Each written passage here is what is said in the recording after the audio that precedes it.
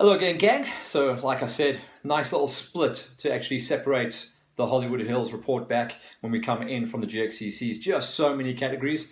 I've actually received really good feedback. I hope that is the case across the board. If you guys want to get hold of me, you can always tag me. You've got my personal email address at the bottom there, so you guys want to have a chat, just give me a shout. Otherwise, we're playing on.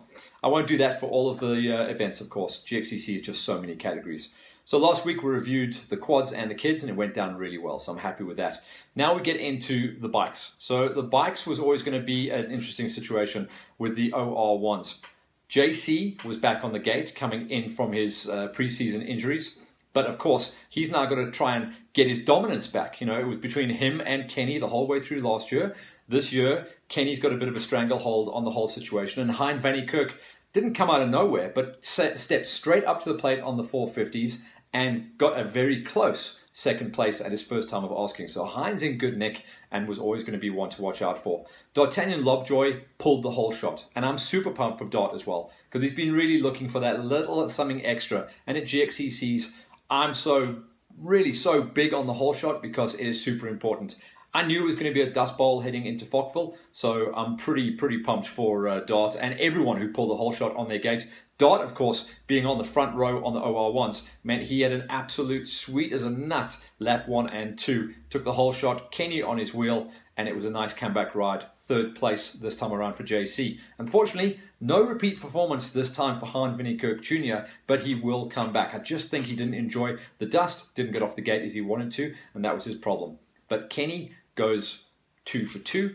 Second place for Dart. Close one as well, because he had the lead up until the end of lap number 2. Lost the lead in the pits. So he's, again, going to have to sort out his fueling situation. And welcome back to the podium for JC. So that was the OR1 Big Bangers. OR2s, for me, very cool story. Return of the King. And I mean that. Because since we started GXCC racing, the first 2 years, the winningest rider on the tour was Lo Schmidt. He's had some real bad luck the last couple of seasons though. Couple of injuries, real freak accidents as well. Didn't look like he was gelling with the 450, although his frame tells you that he is a 450 rider. Anyway, gets bumped down to the 350s, the OR2s, with Lawrence making the move up to join Ross on the 500. Ross on the 450, Mahoney on the 500. So that meant Low stepped down. So it's a 2-rider lineup for the factory KTMs with himself and Jazz. This time around, Low was the main man. Pulled the whole shot, which is a rare situation for Low. Just shows that he is super comfortable with the bike. Got off the line, ran the numbers, and the insane Ian Rawle, who took the overall win and category win in the OR2s at the opening round, was on his wheel. Rawle's cool in the dust, just didn't feel like he had it in him to make the pass on Low, and those farm boys can really ride that dust. So I knew we were going to see some different winners and players, and the OR2 gave us that. The consistent, though, JJ Daisel, third place, and that's now counting. It's got to be close to 10 races on the trot where JJ has not missed a podium. That's why he is still a championship threat as we head to round 3. The OR3s, no turn-up, or it was a turn-up this time around for Stefan van Deventer, but he's nursing an injury. So he rolled off the line. That allows him to throw this event away. So he could still be in the running for the championship. Step up Bradley Cox. So Cox wants to keep his blade sharp, just came off a real good ride down at the opening round of the National Off-Roads in KZN.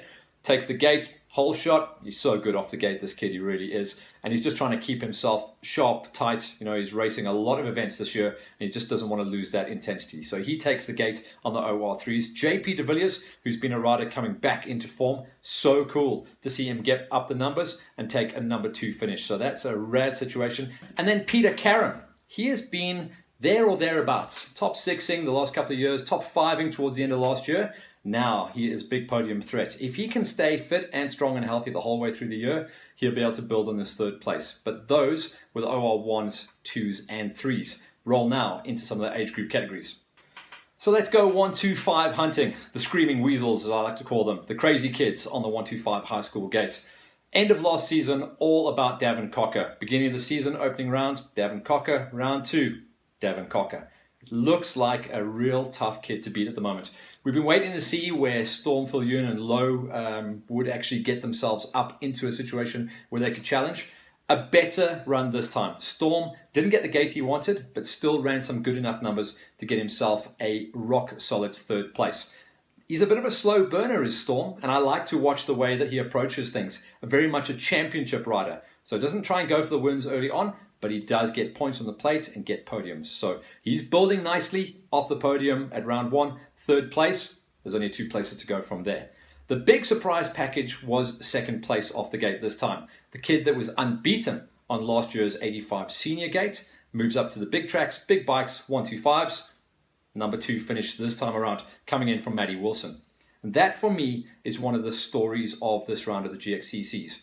It is a tough gate to move up from the 85s where you're running a very short distance, track, sprint laps, and only a 2-hour race package. Now you go up, you're almost double race distance, double race time, and you're on a gate with a lot of experienced riders. So hats off to Matty Wilson, getting the number 2 finish. Great to see Storm climb up into 3rd place, and 1st place once again going to Davin Cocker. There's a lot of names that we haven't mentioned coming onto the podium for the high school gate yet.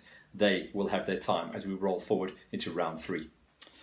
On to then the Masters. So Masters Gate this year has been all about the comeback of insane Wayne Farmer. He took number 1 win and he put Peter Hall down into 2nd place.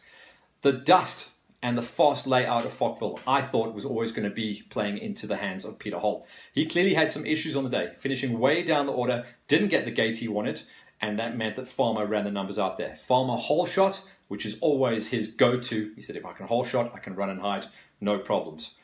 Wouldn't say no problems. He had Faan van Deventer in 2nd place. Now, Faan is Stefan van Deventer's dad, a classy, tasty rider, an all-rounder, off-road and enduro, and he can really run pace when he wants to. This year, he's already taken some good numbers and scalps at the opening round of the National Enduros. This time around, 2nd place robs big points away from Peter Hall and allows Farmer to extend off the front. So that's going to be a story we'll keep an eye on. 3rd place was Ian Fenter. Fenter pretty much taken it on himself to look after the Sherco Racing squad, but a very good rider in his own right as well. So more points taken away from Peter Hall, more advantage to Wayne Farmer.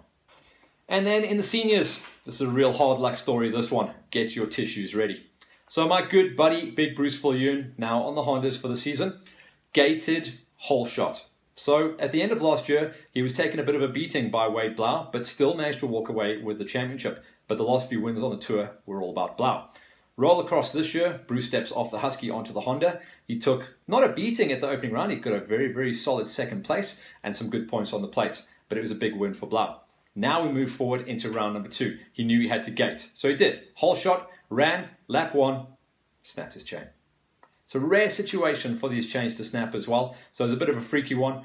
Bruce had to spend a ton of time making a plan out there on the track, climbed the ladder, got some points, but way down the order outside the top 10. So it was Blau that took another win. Dwayne Barnard getting up into 2nd place. And a regular visitor to the podium when he turns up, Guy Handley, getting into 3rd place. So the rest of the season for Bruce is going to be climbing the ladder. But of course, remember, we have a throwaway, 8 rounds, 7 rounds to count. So that will be what we speak about with the last 2 rounds of the championship as we head into the end of the season. So a quick change of studio as we now review the opening round of the National Enduros. So KZN was always going to be an absolute belter, gorgeous terrain to work with down there. So going to be fun to see what they had. From all accounts, looked like there was a little bit of rain, but a really good rider lineup. Let's get straight into some of the results. I'll start with the high schools, because for me this is a fun little story. So Ryan Peltzer, for the last couple of years, he's been mixing it up between racing GXCCs, Enduros, National Off-Roads, pretty much everything, and has really made a good name for himself. He is about to head into that kind of like fork in the road where you've got to decide whether you're going to go off-road or enduro. This weekend may start changing his mind. He walks away with his first national high school win, so real good job for him. Also a great podium for 2nd place for Heinrich Aust. This is the kid that's now in his 2nd year of racing. So I actually think it's his 3rd year. It's his 3rd year of racing 125s. So he beats out Cajun Purchase, one of the local stars. So Joburg and Pretoria boys did a pretty good job in the high school gate. Well done Peltzer though on that great big win in the high schools. On the pro gates in the E1 category. So this is a little bit of moving and shaking. So pretty much almost the entire gate, bar 1, of the guys that made the podium actually made the move up from last year's E2 championship chase. So reigning champion in the E2s, Carl Flanagan on the proudly Bidvest Yamaha, makes the move up. He steps off his trusty old 4-stroke onto a 2-smoke for this year. Obviously that moves him up into the E1 gate. He was always going to be a big threat, and with the amount of motocross and the kind of terrain that it was working with, Flanny was definitely a big threat. I had him down as second place in the rankings, and he actually went one better, so hats off to Flanny. Great result in the E1s, so he moves up from E2s to E1s, and he opens up his racing account. Second place, Scott Burberry. Great to see a rider coming back from his injury woes that he had from last season. He also makes the move up into E1s, and third place went to Wade. By all accounts, sounds like Wade had some issues late on in the event, and that dropped him down to third place. But he still got points on the plate, he still made the podium, and it's fun to see 3 manufacturers across the podium when we wrap up the E1s. The E2s, well, this was some familiar faces. So one of the breakout stars from last year, actually racing in the E1s, actually steps down to the E2s, and that's Lloyd Kirk. He did get picked up as a fill-in rider towards the end of last year, basically to fill in the position left from Blake Goodsight, and that was going forward into the roof. Did a good showing in roof, got his ink signed, it dried. He is now fully fledged, proudly Bidvest Yamaha, and trying to pretty much fill now the shoes of Flanny on that gate. So with Flanny moving up, second place in last year's championship, William Oosthuizen, he moves up 1 slot, so no big surprise to see the big kid on the factory Pepsi Plastics Husqvarna take the win. Lloydie in second place, and a fairly modest start, and he often does this as well. Third place goes to Dueno. So Dueno making it the third manufacturer on the podium as well, and obviously he's riding on the Brother Leader Tread factory KTM. So familiar faces, familiar names, but not necessarily in the order we would expect them. But a good showing coming out of the National, the opening round. Of course, the next round goes down to PE. Rover Club going to be hosting that one. Also going to be spectacular. I'm definitely trying to get down there to cover that one for you guys. But for now, I'll sign off with that review of the GXCCs, as well as a review of the National Enduro. Check out this video that we've got for you that John Horsforth did for me for this coming weekend's event. This is going to be for round 2 of the 4-2-4 cross-country championship race series. So the breakdown that he's given me, as you guys watch the video, it's going to be a high gear race. So if you guys were going to sprocket your bikes for a little bit of high gear, you're going to be stretching your legs. Relatively easy terrain to work with as well. It's quite dusty up there at the moment, so we hope to get a little bit of extra rain. Not too many rocks, in fact very little rocks, so that's the key thing that was the problem with the opening round. It's obviously a different venue for round number 2, so it's going to be much easier as far as the terrain goes. We're working with a couple of dams, so around the dams we expect it to be a little bit wet. Nothing too nasty, a couple of mud patches, but certainly achievable and handleable. The rest of the track is going to be a lot of dust roads, a little bit of cut grass. The guys have started work last week Tuesday, and obviously working through the rest of this week to make sure the grass is cut nicely for you folks. But I'm going to be up there on the mic. I'm dead excited for this one. We're expecting to see a bigger entry than we had at the opening round, so if you guys can jump on the highways, head on up to Middelburg, and I'll see you guys up there. For now, enjoy a great week here wherever you are in the country.